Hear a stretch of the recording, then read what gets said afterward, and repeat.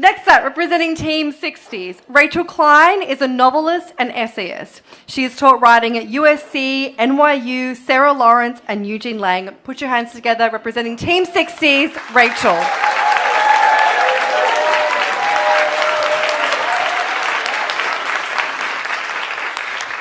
Hi. I'm extremely nervous.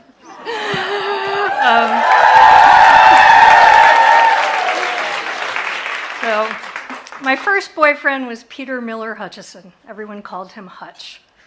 I called him Peter because I thought this gave me some claim that all the other Oberlin students he was then sleeping with didn't have. He had a braid down to his ass, was often seen cavorting around campus in a kilt, and liked to hang out with girls and boys and everybody in between. He had a particular thing for redheads, and he seemed to think I was one, which was news to me. Apparently the rug trumps the drapes.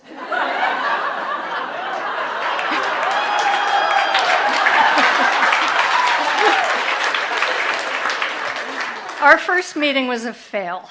He sat down next to me at a campus screening of Kenneth Anger's short film Scorpio Rising, which is about a gay Nazi biker gang. There were like 4 people in the theater. And when the lights came up, he asked me if I wiped tables at the dining hall, which I did. But he was like gorgeous. He was out of my league. And I grew up in New York City, like I'm afraid of strange men. So he asked me if I wiped tables in the dining hall, and I said, why, did you lose something? So we didn't speak again for a year until we worked together on a student film, and then we caught fire. The first time he kissed me, it was after hours at the food co-op where I was working, and he came by to chat, and the next thing I knew, I was in a 3-way with him and the Hobart mixer. I was sitting in the place where the 35-gallon mixing bowl usually sits. And when he needed a little more elbow room or really pelvis room, he got me over onto the dishwasher, also a Hobart,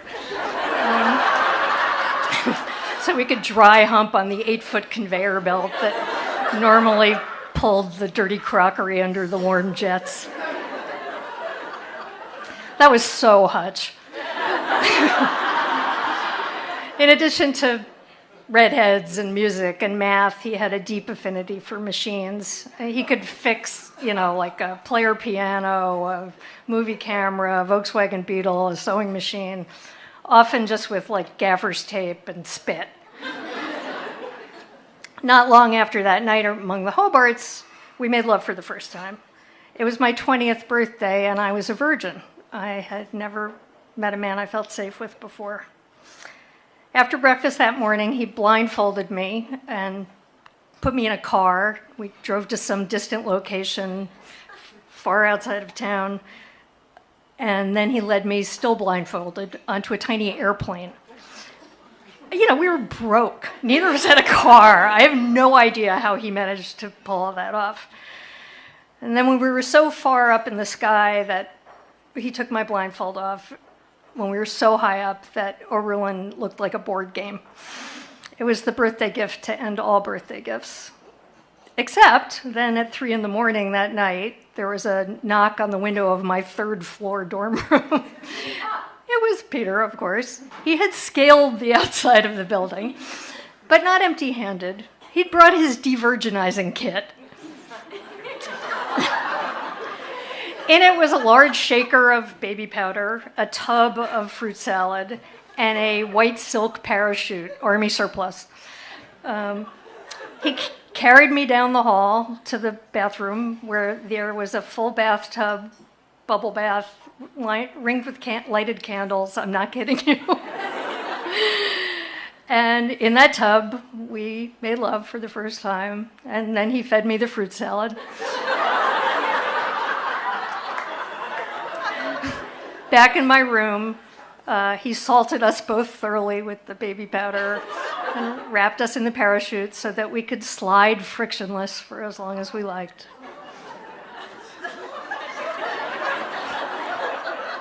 For his birthday 3 weeks later, I gave him a rubber stamp.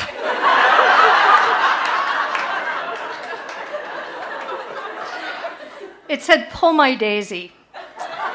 Pull My Daisy is the name of a short movie by Robert Frank that we were both obsessed with, not least because of its kooky theme song with words by Allen Ginsberg. Pull my daisy, tip my cup, all my doors are open.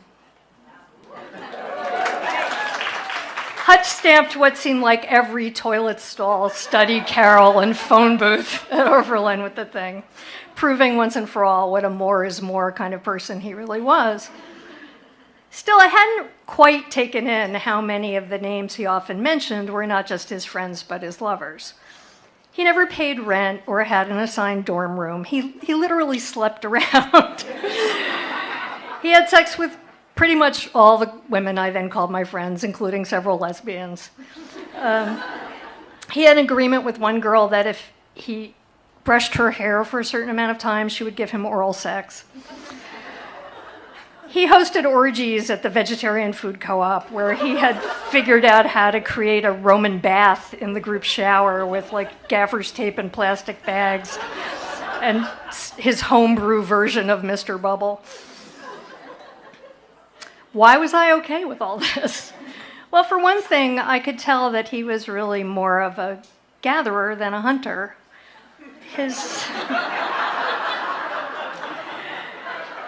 His lustfulness was, I don't know if I can say this, but it was childlike almost. He liked to unbraid his hair and drag it the length of my torso just to watch the expression on my face. He loved the fart sounds my vagina sometimes made. He was pro-fart in general. Mainly, he just thought sex was fun and everybody should have fun. And really, it was all fine until he took a semester off and started waxing poetic about a redheaded librarian he'd nicknamed Cloud. Nothing was ever the same after Cloud blew in, but we did stay friends. For a while, we both lived in Los Angeles, where he was getting his master's degree in film. He threw these huge outdoor brunches at his bungalow off Hollywood Boulevard. He would make breakfast to order for all the guests. There'd be like a line, down the block with the industrial waffle iron, griddle, and deep fat fryer that he'd scavenged from various refuse piles. And that was also when he got seriously into yoga. In the 90s, you couldn't buy a yoga mat at Walmart or watch goat yoga on YouTube. But he made a movie called Yoga in the Buff. The plot had something to do with reincarnation and Civil War reenactment. But the memorable parts were Peter and his friend Paige doing like downward dog and headstands amid the skyscrapers of Century City. It gave new meaning to the angle of the dangle. After grad school, Hutch scored a tenure-track job teaching film in Miami. And there he had, students who loved him. He had his student-faculty meetings in a porch swing outside his office. He had new yoga friends. He had an equipment cage full of cranky equipment that needed his special attention. He was a little less sexually indefatigable by then, but he never lacked for redheads. I knew because I got regular mail from him. A lot of friends did. We never saw his death coming, certainly not so soon. He died. He drowned in a partially closed swimming pool. He got stuck under the tarp. Yeah.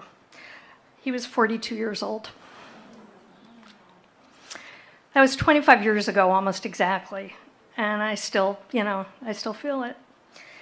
No one knew how to bring the joy like that guy. He had a fucking kid.